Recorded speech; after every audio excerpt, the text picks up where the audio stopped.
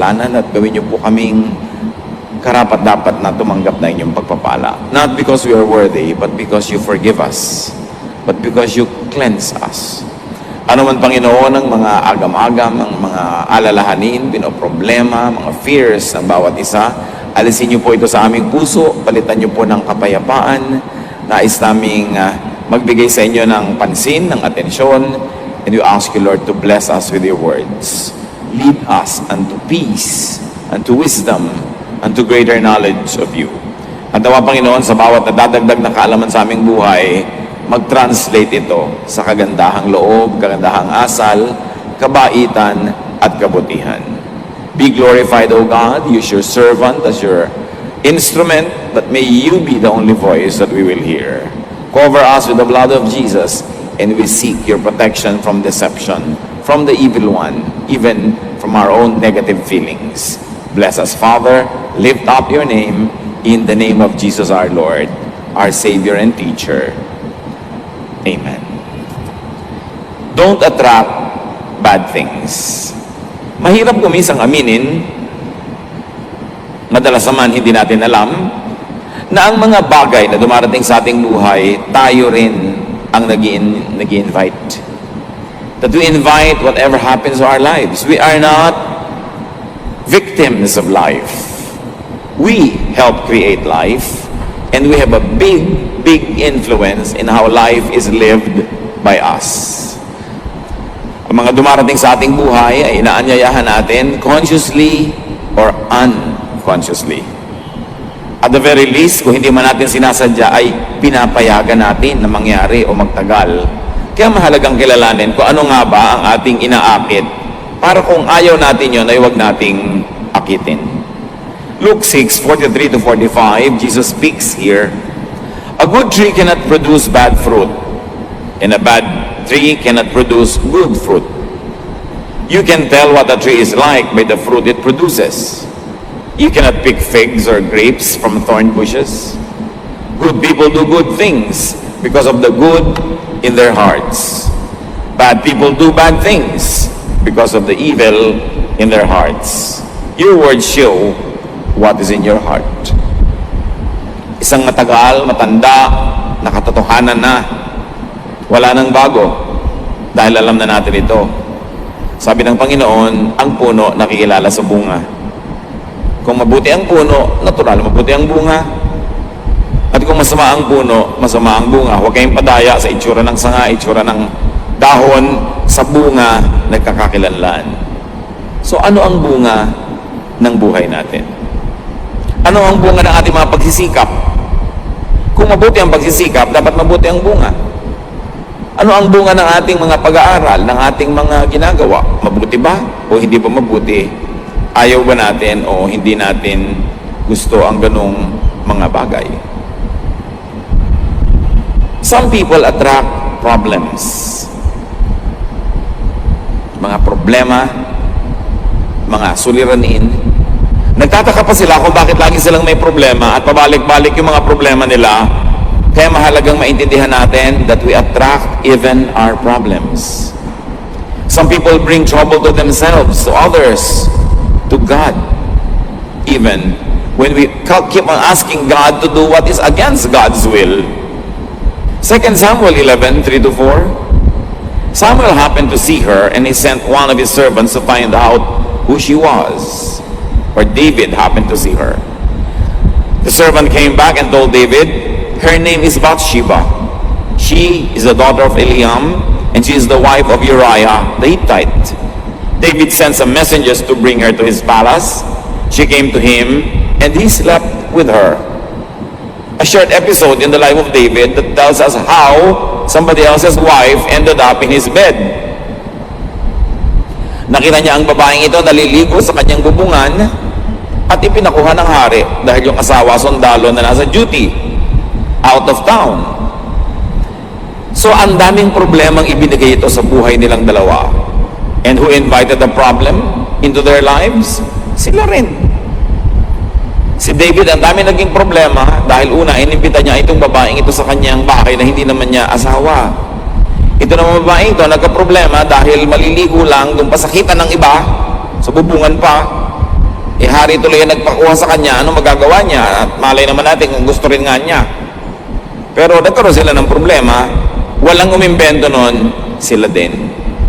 Marami sa mga problema natin, ganon. Kung hindi man tayo ang diretsong umimbento ng problema, yung problema ay inimbento ng somebody close to us na siyempre madadamay tayo. Some people attract betrayal. Si Samson, ang laki-laking tao, ang lakas-lakas na tao, napagtak sila ni Delilah. Samson's strength is overcome by his weakness for women who betray him. Bawat kasi bagay may katapat. So kung may lakas ka, meron kang hina. So yung kahinaan mo, binabantayan mo dapat. Dahil yun ang katumbas ng iyong lakas. And the strength of Samson would only be defeated by his weakness for women. Judges 14, 6-7. But the Lord's Spirit took control of Samson, and with his bare hands he tore the lion apart, as though it had been a young goat. His parents didn't know what he had done, and he didn't tell them. When they got to Timnah, Samson talked to the woman, and she was sure she was the one for him. So kung gaano kalakas si Samson na kaya niyang wasakin ang buong katawan ng isang leon na parang isang batang-batang kambing pa lang, ganoon naman ang kahinaan niya pag dumating na sa usapan sa babae. At napakadalas niyang na-in-love sa kanyang maiksing buhay. Judges 14, 16-17. Samson's bride went to him and started crying in his arms. "You must really hate me," she sobbed. "If you loved me at all, you would have told me the answer to your riddle." "But I haven't even told my parents the answer," Samson replied. "Why should I tell you?" For the entire 7 days of the party, she had been whining and trying to get the answer from him. But that 7th day, she put so much pressure on Samson that he finally gave in and told her the answer. She went straight to the young men and told them. So, uso kanila nun, bugtungan, palaisipan. At napakahirap ng bugtong ni Samson. Kinailangan ngayong malaman ng mga kalaban niya kung ano yung sagot. Itong babaeng ito ang ginamit. Nagmungoy-ngoy ang babae, nanuyo ng nanuyo, nagdabog-dabog, lahat ng tricks in the books ginamit niya. And finally, on the 7th day, nakuha niya rin yung sagot. Si Samson na hindi kinakatakutan yung leon, na uto ng babaeng ito. Gullibility attracts betrayal. Premature and wrongly founded trusting attracts betrayal. Marami po nagtatanong sa akin sa Facebook, bakit kaya lagi na lamang po ako naloloko ng mga lalaki? Nagpapaloko ka, pamangkin. Yun lang yun. Walang ibang sagot. Huwag mong sisihin ang lola mo, huwag mong sisihin yung mga lalaki. Siyempre, lahat ng kayang lokohin yan, lolokohin. Nasa iyo na kung papaloko ka. Huwag ka magtaka. Pag paulit-ulit ang problema, ikaw ang gumagawa nun. Masakit aminin, pero habang hindi yan hinaharap at inaamin, hindi mo malulutas ang problema mo. Magpapaulit-ulit. Bakit po kaya lagi na lang kaming nalulugi sa negosyo? Kahit anong simula namin, nalulugi. Look at your techniques, look at your ways. Mapagtiwala kayo sa mga umuutang na hindi magbabayad, mapagtiwala kayo sa mga empleyado magnanakaw. In other words, hindi pa dapat magtiwala, nagtitiwala ka na. Nadadaya ka tuloy. Some people attract loss. Kahit anong gawin nila, lugi ang ending. Lagi silang nawawalan, natatalo, nadadaya. Some people attract misfortune or failure. To the servant who was given 1 talent, sa kwento ng Panginoong Jesus, mayroong servant na binigyan ng 5 talents, mayroong binigyan ng 1 talent or 5 certain unit of money, at dito sa isa, 1 unit lang, konti, nabawi pa yon. Matthew 25, 26-27. The master of the servant told him, "You are lazy and good for nothing. You know that I harvest what I don't plant and gather crops where I haven't scattered seed. You could have at least put my money in the bank so I could have earned interest in it." So may pinagtiwalaan ng malaking kapital at may pinagtiwalaan ng konti. Yung konti na lang ang pinagkatiwala sa kanya, wala pa nangyari, hindi pa niya naparami, hindi niya napaunlad, binawi sa kanya and he fell out of grace. So laziness, disloyalty, complaining against your master could actually be your loss. Bakit maraming empleyado nagrereklamo kahit alam ko saan ako pumunta, natatanggal ako. Kahit alam saan ako pumasok, hindi ako napopromote. Kung may tanggalan, ako una sa listahan. Bakit? Ano yung daladala mo kahit saan ka namamasukan na nangyayari yun? Bakit lagi ikaw nalulugi, natatalo?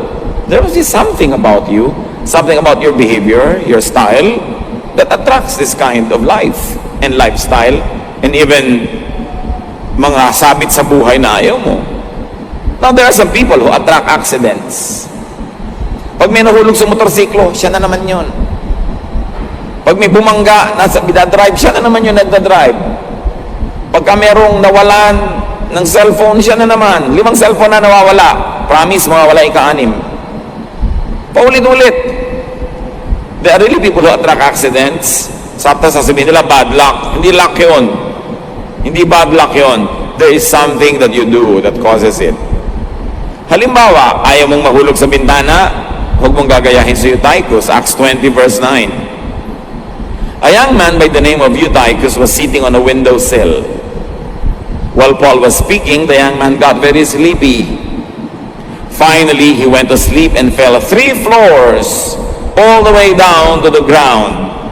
When they picked him up, he was dead. So nagsisermon si Paul, humaba ng humaba, inantok ang Eutychus na siya nakaupo sa bintana. Nakatulugan niya yung sermon. O nung nakatulog siya, nalaglag. 3 floors, patay. Maganda nga gawin sa church na walang sandalan ng mga upuan no? Para pag mga inaantok maglaglagan at mabarog, kaya lang hindi naman mamamatay. Baka masaktan lang ng konti. Pero ito namatay. Bakit? Ba't siya na naupo? Yung mga umuupo sa death seat, nakasakay kayo sa bus, front seat kayo, katabi ng driver, pag nagkaroon ng banggaan, kayo siguradong mapipipi.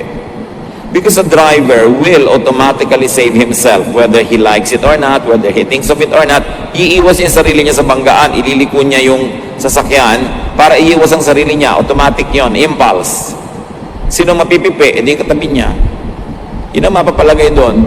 Kaya madalas yung nakaupo sa front seat, kahit sa kotse, pag nagkakaroon ng aksidente, yun ang malalaang tama. Bihirang-bihira naman kasi yung sa gilid ka tinamaan o sa likod.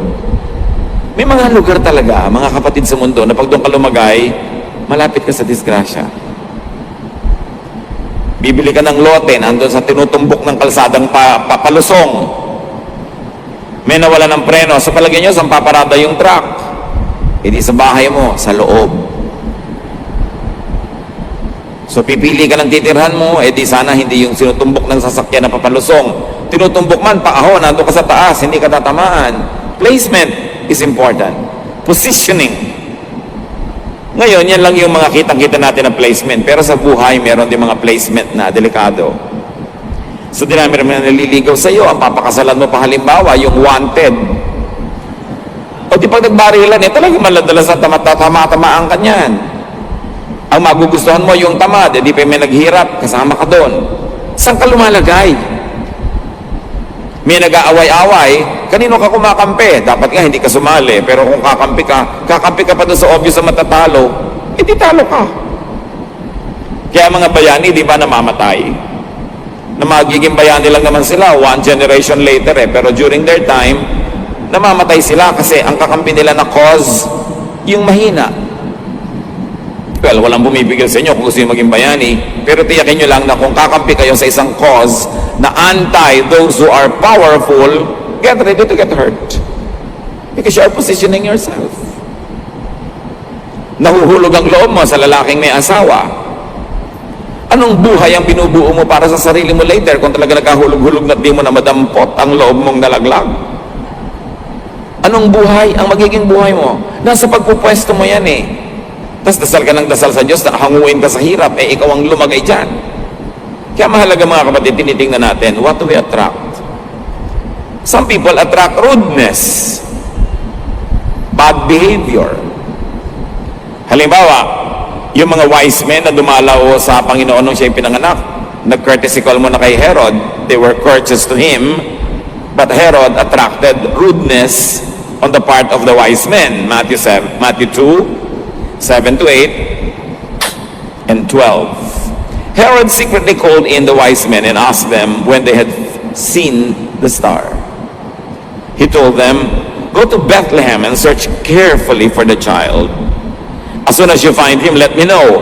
I want to go and worship him too." Siyempre, bola yun. Gusto niyang patayin yung bata. Later, they were warned in a dream not to return to Herod, and they went back home by another road. So, itong mandaraya na to na si Herod, anong napala niya? Na-snub siya, hindi siya binalikan. Hindi na nag-courtesy uli sa kanya. Yung mga tao, umalis na lang ng palihim. Kasi, his behavior attracted that kind of evasive reaction. There are some people who attract exploitation and abuse.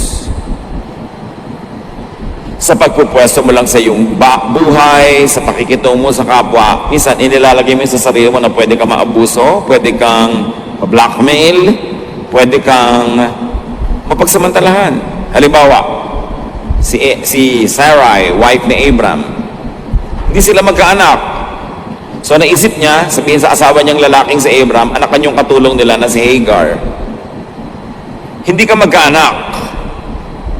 Tapos isusuong mo yung isang babaeng katulong mo para anakan ng asawa mo. Pag nagkaanak yon, anong palagay mo magiging lugar mo?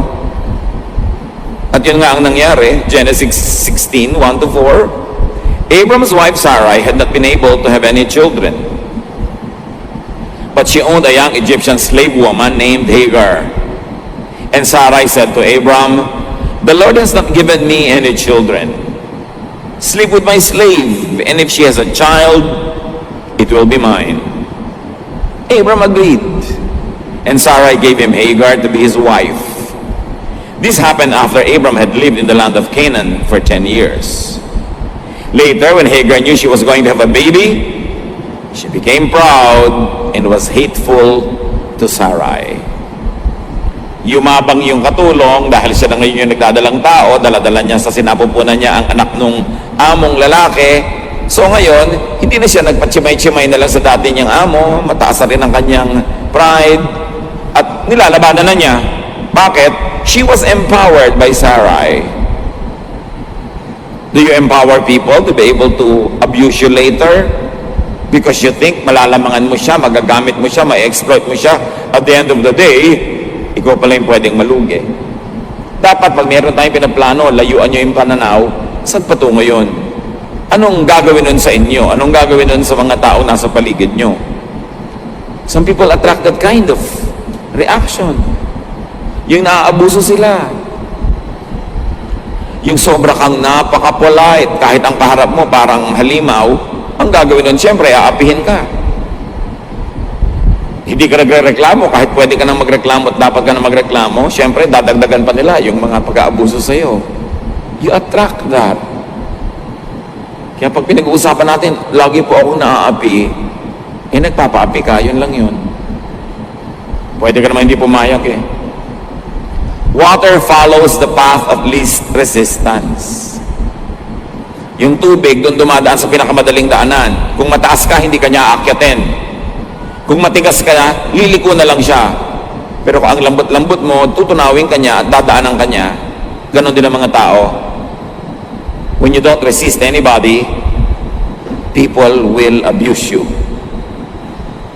Kaya may mga nang aapi kasi may nagpapaapi. May nang kakawawa kasi merong nagpapakawawa. Nasa iyo rin yun. Kung itutugon mo lang sa pang-api sa iyo, iiyak. Lalong lumalakas ang loob ng nang-aapi pag nakakakita ng luha. Because it makes them feel powerful. So merong pinagpapakitaan ng luha, yung mga mabababa rin ng loob at mababait din, nababagbagan loob. Pero pagka pinakitaan mo ng luha, isang matigas ang loob, lalong lalakas. Lalo kang kakawawain. So, pipili ka. Kanino ka nagpapakita ng soft side mo at ng hard side mo rin. Some people attract rebuke. Singit ng singit, sabat ng sabat sa usapan, hindi naman alam ang topic, hindi naman siya expert, magsasalita, napapahiya tuloy, nakakatanggap ng pagtutuwid. Kung minsan may kasama pang parusa, halimbawa si Pedro. Mark 8:31-33, Jesus began telling his disciples what would happen to him. He said, "The nation's leaders, the chief priests, and the teachers of the law of Moses will make the Son of Man suffer terribly. He will be rejected and killed, but 3 days later he will rise to life." Then Jesus explained clearly what he meant.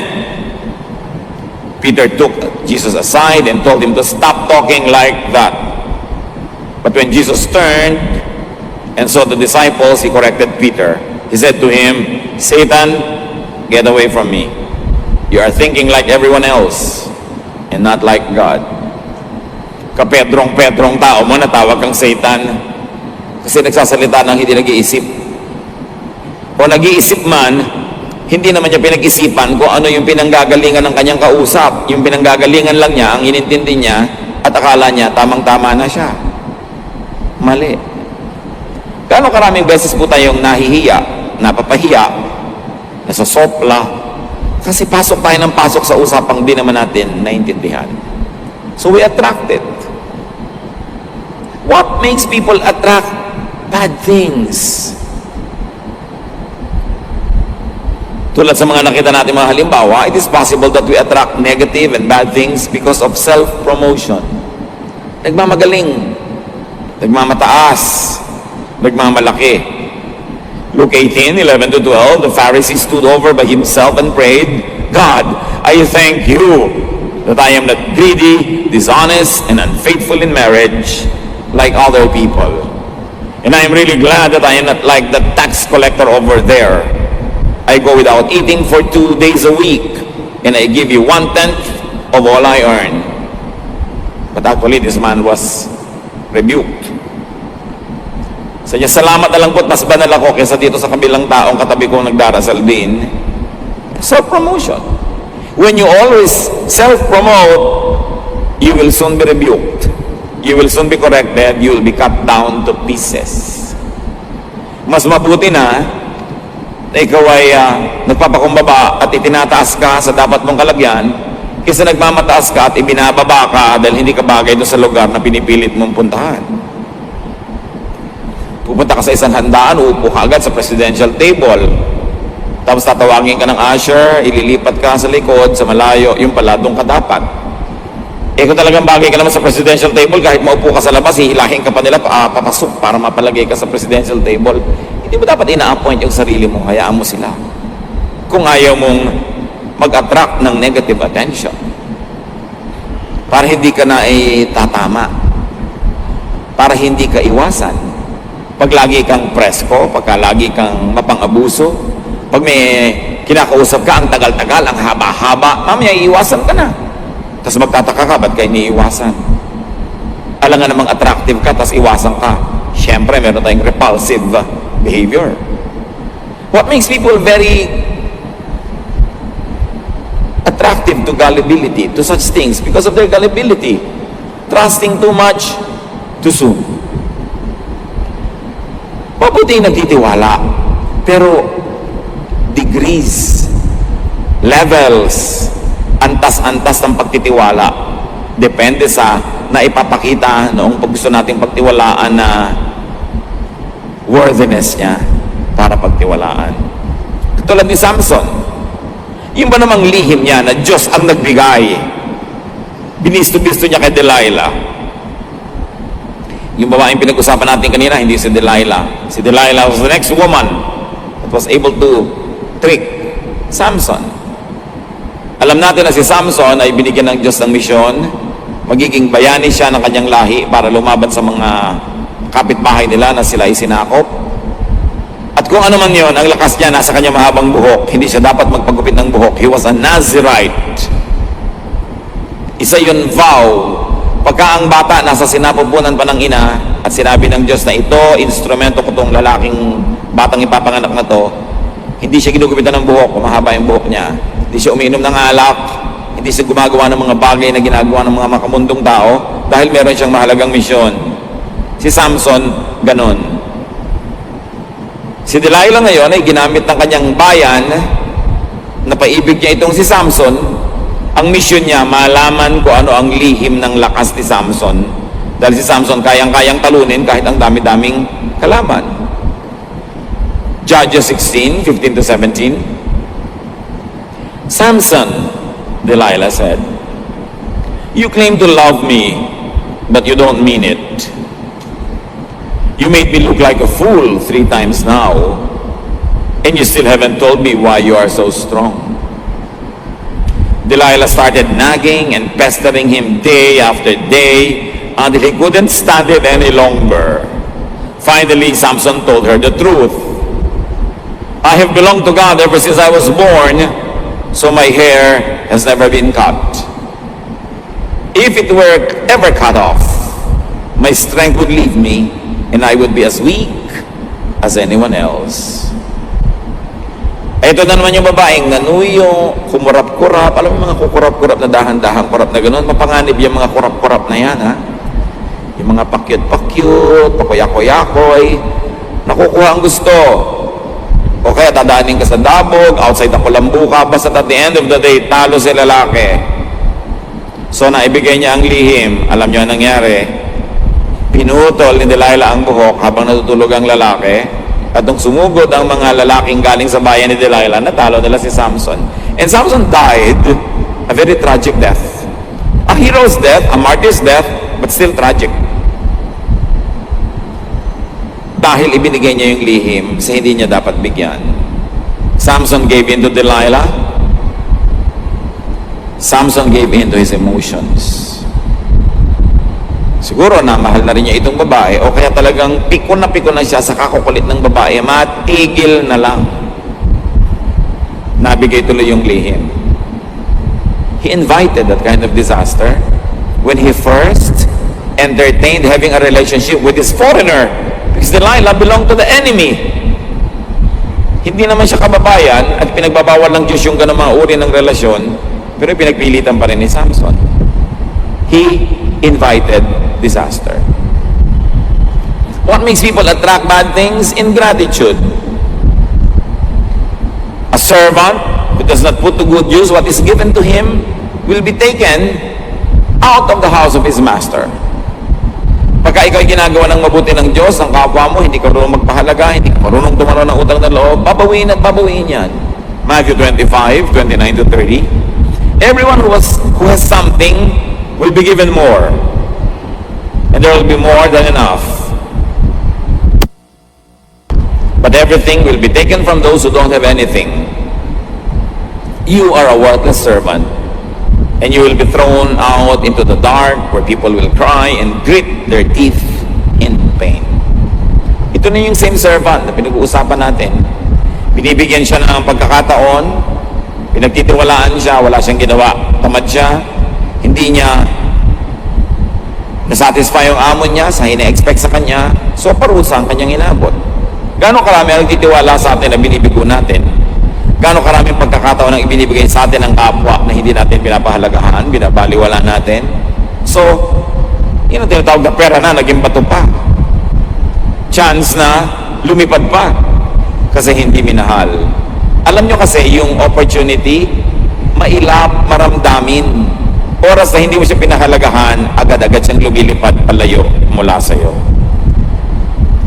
What makes people attract bad things? Recklessness. Pagka ikaw ay pabaya, burara, hindi ka maingat, nag-iintay ang problemang darating sa iyong buhay. Nakita niyo yung mga nagkakandila, natumba si kandila, nasunog ang bahay at buong barangay. Kung nagkandila ka ba naman, nilagay mo sa konting palangganang may tubig, o di pag natumba yun, patayang po agad. Simpleng pag-iingat. Maglalagay ka ng plancha sa hagdan, kung natapakan mo, di nahulog ka. Ang daming ganun nahuhulog dahil kung ano yung laman ng hagdan nila. Ginagawang cabinet ng hagdan. Mga planchang hindi nabubunot, aalis sila ng bahay, nag-init, pumutok. Mga gas range na walang guard yung lalagyan ng tangke ng gas. Mga hindi pag-iingat. Mga lock na hindi umaandar, napapasukan ng masamang tao ang kanilang bahay. Mga umaalis ng magmamaneho, hindi chinecheck ang sasakyan. Diba sabi nila, bago ka umalis, kailangan i-check mo yung blow bag, brakes, light, oil, gas, diba? Battery. Ano ba yung G? May dalawa pang kasunod dyan. Diba? Dapat chinecheck mo yung sasakyan mo. Ngayon, kung ikaw meron akong kilalang tao, sasakay lang siya ng jeepney, tinitingnan niya muna yung mga gulong ng jeepney kung kalbo na. Siyempre, kung wala ng thread yung jeepney, masyadong kalbong-kalbo na yung gulong, chances are baka sumabog yung gulong. Kamakailan lang, may nabalitaan tayo, sumabog yung gulong, nahulog sa bangin yung sasakyan, ang dami namatay.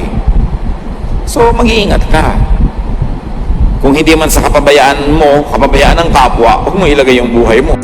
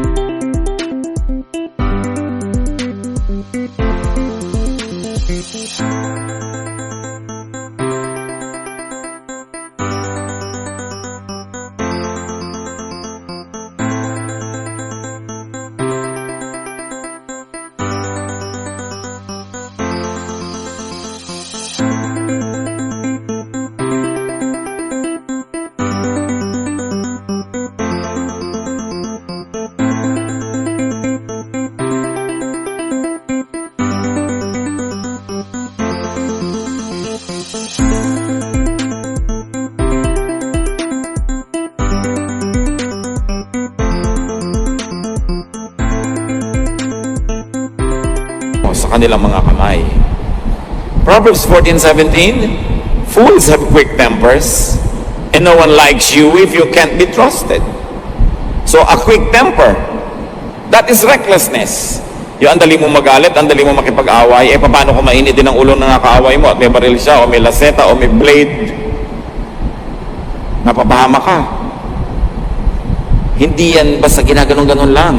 Hindi mo hawak ang kalooban ng iyong kapwa na akala mo laging makakaya mo siya. Esther 3:5, Haman was furious to learn that Mordecai refused to kneel down and honor him. And you know, this Haman planned a very complex plot para makipaghiganti siya kay Mordecai. Pero kabaligtaran ang nangyari, siya ang nabitay. He paid with his dear life for his recklessness in choosing his enemy. Alam nyo, you should choose your enemies.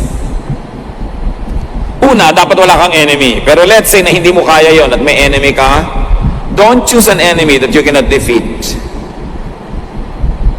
Huwag kang emosyonal. Pag matatalo ka rin lang, huwag ka nang lumaban. Ba't ka lalaban ang hindi ka mananalo? Kaya akala ng iba, si Jose Rizal was anti-revolution at ayaw ng kalayaan galing sa Spain. Pero pag binasa mo yung manifesto niya nung nakakulong siya sa Fort Santiago at sumulat siya ng manifesto that the Spaniards think was condemning the revolution, it was not true. Sabi ni Rizal, walang kwenta ang himagsikang hindi maipagwawagi.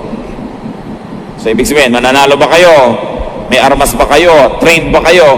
Kasi kung hindi, wag muna. Mamatay lang kayo niyan. Tell me mga kapatid, bakit ka lalaban sa kaaway mo na talo ka? Dapat pag lumaban ka, panalo ka. Kung hindi ka mananalo, huwag kang lumaban. That's recklessness. You should take risks, but calculated risks. People invite recklessness, and people are reckless, that's why they invite disaster. Judges 11:10-31 and 34. He promised the Lord, if you let me defeat the Ammonites and come home safely, I will sacrifice to you whoever comes out to meet me first. Tingnan niyo itong magaling na lalaking ito. Humingi sa Diyos ng tagumpay laban sa mga kalaban, at pag daw siya'y nanalo at nakauwi ng buhay, sino man ang unang sumalubong sa kanya ay papatayin niya, iaalay niya sa Diyos. Kasi ang mga bahay ng araw, mga kapatid, ang silong, doon nakatira yung mga hayop. So pag yung amo ng bahay dumarating malayo pa lang, nag-uuna-unahan yung mga hayop sa pagsalubong. Mga kambing, mga tupa, sinasalubong nila yung may-ari ng bahay. Itong lalaking ito na nangako sa Diyos, sino man daw maunang sumalubong, kanyang kakatayin. Ang naunang sumalubong, ang kaisa-isa niyang anak na babae. Kinatay niya yon, kawawang bata. Dahil sa isang reckless promise made by this man. Bakit ka mangangako ng gano'n hindi mo alam kung sino yung unang lalabas? Makakala niya yung asawa niya unang lalabas, no? Kaya siya nangako. Yung anak ang unang lumabas. Siyempre, hindi niya masira-sira yung pangako niya. Ano ba naman sabihin sa Diyos? Ay Diyos, nagkamali po ako, sorry, parusahan niyo na lang ako kung dapat, pero huwag na lang po natin ituloy yung usapan. Pwede ka naman umatras, pwede naman, madali naman kausap ang Diyos, mabait ang Diyos, pero napatay yung batang yun, kawawa naman, because of a reckless father. How many lives of children are destroyed because their parents make reckless decisions? Hindi tama ang ginagawa at iniisip na papahamak ang mga bata.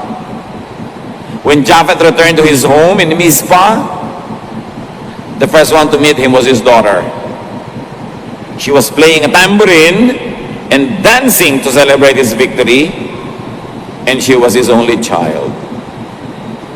Inosenteng bata na pahamak dahil sa pabayang ama.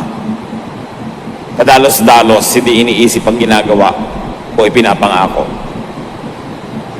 Meron pa mga magulang na buntis pa lang, ipinapangako na, sige, yung anak ko, papakasalan yung anak mo, ha? Yung hindi nila kasali sa usapan yung mga bata, tapos yung mga bata ang napapahamak sa mga ginagawa ng magulang nila ng mga pangako. So mahalaga, nag-iingat tayo. Alam niyo, itong batang to, itong dalagita, pumunta sa mga kaibigan niyang babae, nanangis ng nanangis doon. Inisa-isa niyang puntahan, nag-iyakan sila ng nag-iyakan for a life that she would no longer be able to live. And then, she was sacrificed. Innocent people are sacrificed when we make reckless decisions and when we are reckless in our deeds. What makes people attract such things, negative things? Lack of self-respect. When you don't respect yourself, people won't respect you. It is as simple as that. You want people to respect you? Respect yourself. Have dignity. Do not covet what you do not have, and people will respect you. What else makes people attract negative things? Weakness, as we have seen. It could be a physical weakness, but more than that, emotional and spiritual weakness attract trouble. Malaki ang problema ng hindi nagpapakatatag. Ecclesiastes 4:1. I looked again and saw people being mistreated everywhere on earth. They were crying, but no one was there to offer comfort, and those who mistreated them were powerful. You see, being weak attracts aggression. Kahit sa international politics, pag mahina ka na bansa, pinipitik-pitik ka, binabatok-batukan ka ng mga kalaban mo, kasi kaya nila. Dapat malakas ka. Kung wala ka mang balak na mangapi, dapat malakas ka pa rin para hindi ka apihin. At kung gusto mo, ang lakas-lakas mo, maipagtanggol mo ang mga naaapi. Pero hindi virtue to be weak. You have to be strong. Not only physically and financially, but you've got to be strong-willed. Dapat buo ang loob. Matining ang loob. Para hindi ka inaapi-api ng kapwa. What makes people do bad things? Lack of discernment. Kakulangan ng pag-iisip, pakikiramdam, ano bang tama, anong mali. Proverbs 10:13, if you have good sense, it will show when you speak. But if you are stupid, you will be bitten with a stick. So ang kamangmangan ng kahangalan ay napaparusahan, kailangan ng tao nagpapakatalino. Being bad, being on the wrong and bad side attracts bad things. Pag may mga kilala kayo nag-aaway-away, don't take sides. And in fact, if you have to take sides, isipin mo, mapapahamak ba ako sa side na ito? Tama ba ito o mali? Talo ba ito o panalo?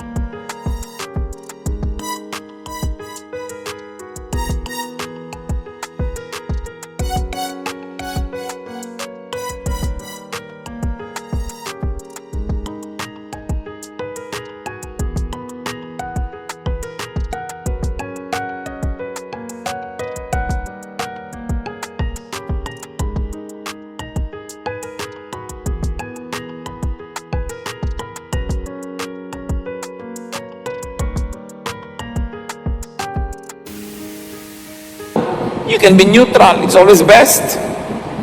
Pero wag laging sali ng sali sa mga gulo. Like things attract when it comes to this issue. So how can this be prevented? Paano natin maiiwasan, mga kapatid, na akitin ang mga di magagandang bagay? 1 Thessalonians 4:11-12. Try your best to live quietly, to mind your own business, and to work hard just as we taught you to do. Then you will be respected by people who are not followers of the Lord, and you won't have to depend on anyone. Don't attract bad things. Live quietly. Live peacefully. Mind your own business. Gaano karaming gulo ang napapasok natin, hindi naman talaga natin gulo, nadamay lang tayo dahil lumalahok tayo. Sumasali, nakikisangkot sa hindi naman dapat. Attract good things by being self-reliant. Pag masipag ka, you work well, you work smart, you will attract good things in life. It is the rule of life. Proverbs 2:12, wisdom will protect you from evil schemes and from those liars. So again, pabalik-balik ang turo sa atin ng Bible, be wise. Don't be foolish. Foolishness attract poverty. Foolishness attract danger. Foolishness attract trouble and pain and sorrow. Be wise. Proverbs 4:5-6. Be wise and learn good sense. Remember my teachings and do what I say. If you love wisdom and don't reject her, she will watch over you. Magpakatalino.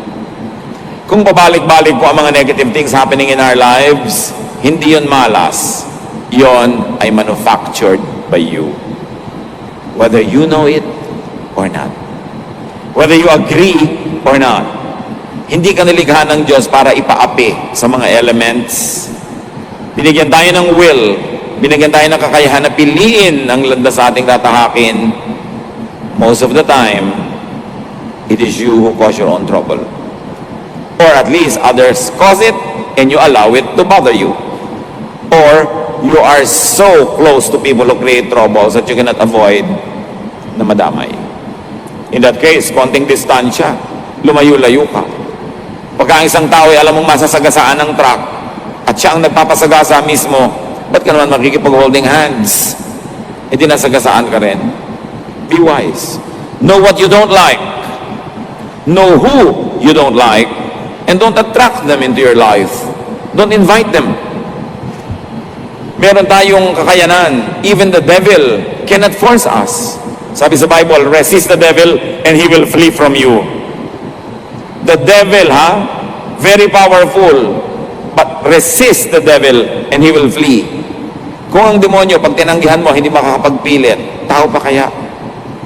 So nasa sayo na yan, kung napipilit ka, kasi pumapayag ka. Aming Diyos, turuan nyo nga po kami. Nakilalanin ang mga pananagutan namin sa mga hindi magagandang nangyayari sa aming buhay. Lalo ko ito'y paulit-ulit, nakakadamit, sa kakasakit.